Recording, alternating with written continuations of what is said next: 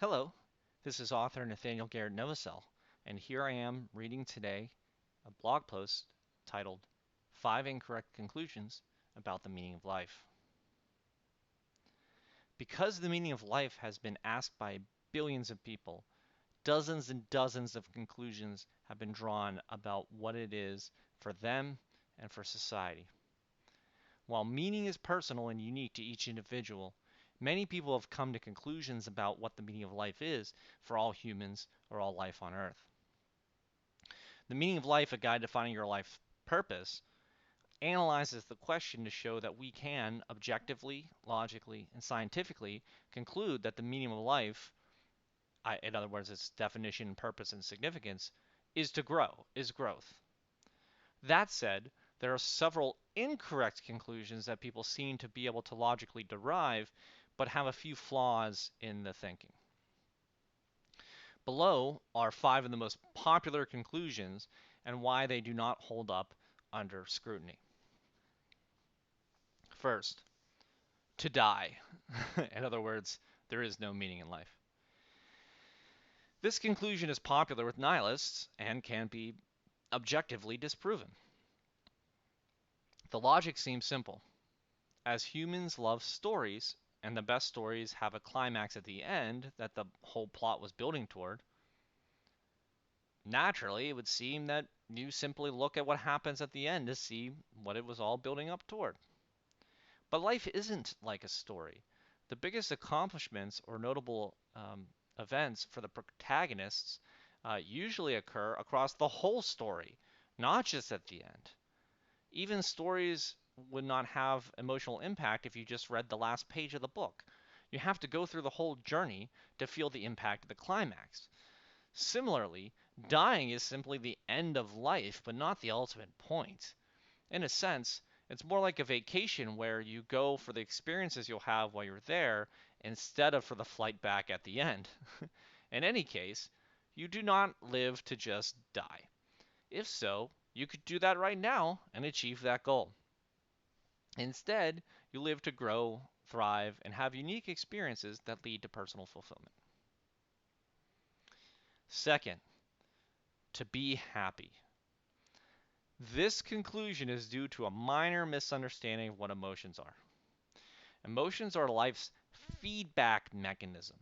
They indicate the direction and degree to which you are growing or being harmed, or anticipating growth or harm in the instance of fear or excitement, right?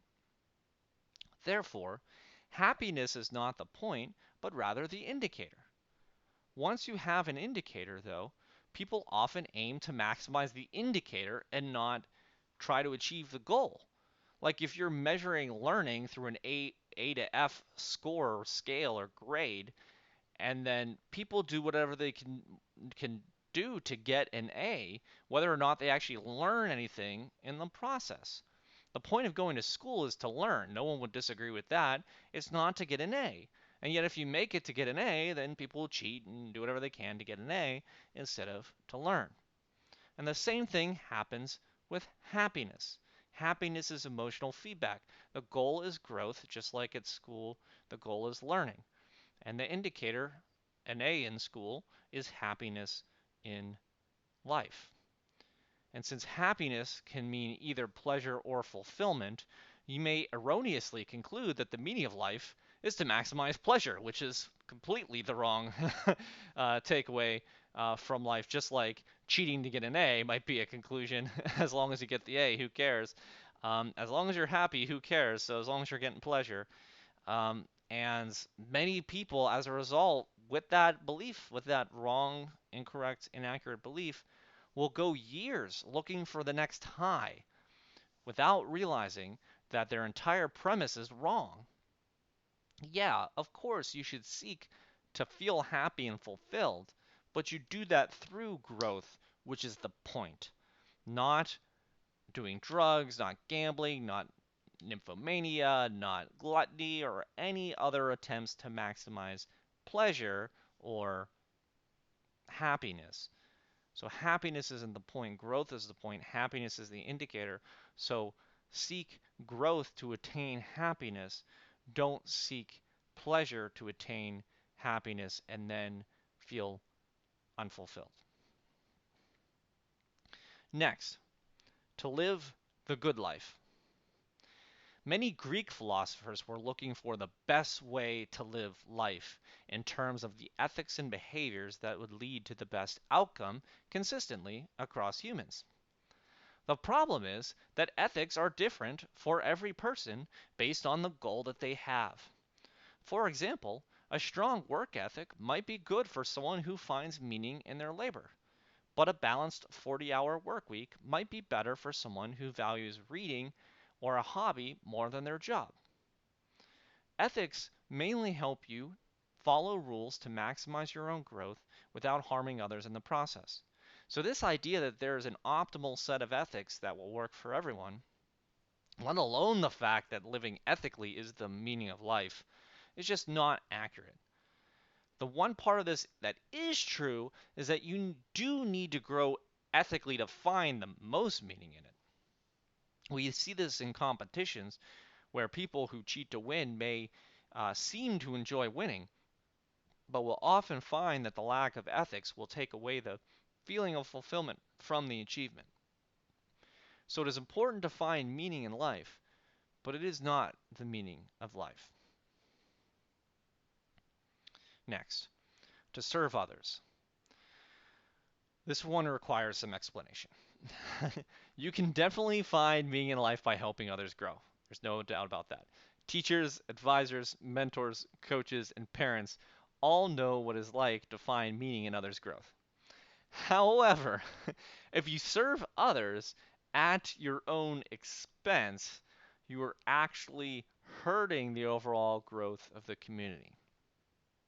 Many people believe that you have to live a life of poverty and help others full time to find real meaning, and that's just not true or not accurate. The inventors of technologies such as vaccines and computers have helped billions of people live better lives. So, this isn't exactly incorrect as much as it is misinterpreted. You don't have to live a life of self sacrifice to help others. You can live a wonderful, happy life while helping others live wonderful, happy lives too. So don't think of life as a zero sum game where you have to lose for others to gain. Instead, realize how everyone can be better off and find opportunities for mutual benefit versus self sacrifice. Both you and the people you help will be better off when you make yourself the best that you can be, and they make themselves the best that they can be while you're helping each other in the process. Finally, to suffer. This is possibly the most depressing conclusion of the list. Yeah, worse than death, since this is more like life sucks and then you die. The most famous example of this idea is in the Four Noble Truths, where dukkha, loosely translated as suffering, although it's not perfect, and I talk about that in another blog post, is an innate characteristic of existence. Many conclude, therefore, that the point of life is to suffer, and that's not what they were trying to say. Um, it's not what I'm saying. And it's not right. Now, usually they're concluding that in the midst of feeling intense pain and suffering, so they're not necessarily objective parties at the time of drawing that conclusion that the point of life is to suffer. Now, I will say, you can find meaning in suffering by seeing how it leads or led you to personal growth or leads others to growth or being better off in some way. Suffering in and of itself is neither necessary to find or have meaning, nor is it the meaning itself. It can only have the meaning that you give it if you can find the good or the growth that came out of it. So suffering in and of itself, not meaningful, fulfilling point. It's only if you can find something that's better off in some way, shape, or form. If you cannot find any good from it, you will be depressed and believe that life is meaningless, which will lead you to the first bullet's conclusion that the point of life is to die and there is no meaning.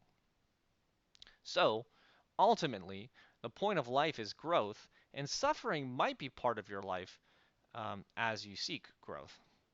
Suffering is simply wanting something, aka desire, plus not having it, which is experience, and or not believing you can have it, the belief component. So you need those three things together to suffer. And I'm not talking about pain. Remember the difference in pain and suffering. We're talking about psychological suffering, not pain, because all you need for pain is to get hurt. You can reduce or eliminate suffering by changing your desire, belief, or experience. And once that suffering is gone, you can still have meaning. So suffering is not the meaning, nor is it even required to have it necessarily. The only way that this is partially true is that growth requires you to exist in a current state and want to exist in a future state. And if you felt suffering every time you looked at the future state, then I totally get that it's understandable that you think that you have to suffer to get there. But suffering in that case is a state of mind that you can change and not necessarily a requirement to have meaning. So, as you can see, it's pretty clear why these five conclusions are so common. Depending on how you're looking at life, they could be logical conclusions, right? If you're miserable, you might think the point of life is to suffer or just to die. Life sucks and then you die. You might think it's to be happy. You might think that it's to help other people because that's what makes you feel good. You might think it's to live the good life because you think that ethics are important to have, and so you want to live ethically.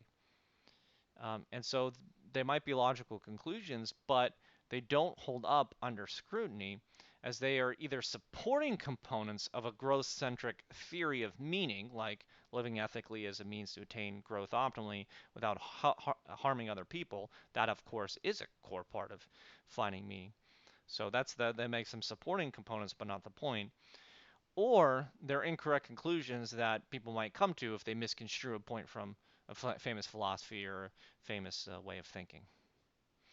So find the growth areas that matter to you, pursue experiences that will get you there, and master your desires, beliefs, emotions, ethics, ability to leverage or provide support, and decision making to optimize your growth in life. You will die. You will be happy. You will follow ethics. You will help others. And you may suffer, but those are not the point of life. Live to grow and help others grow, and you will find your meaning in life.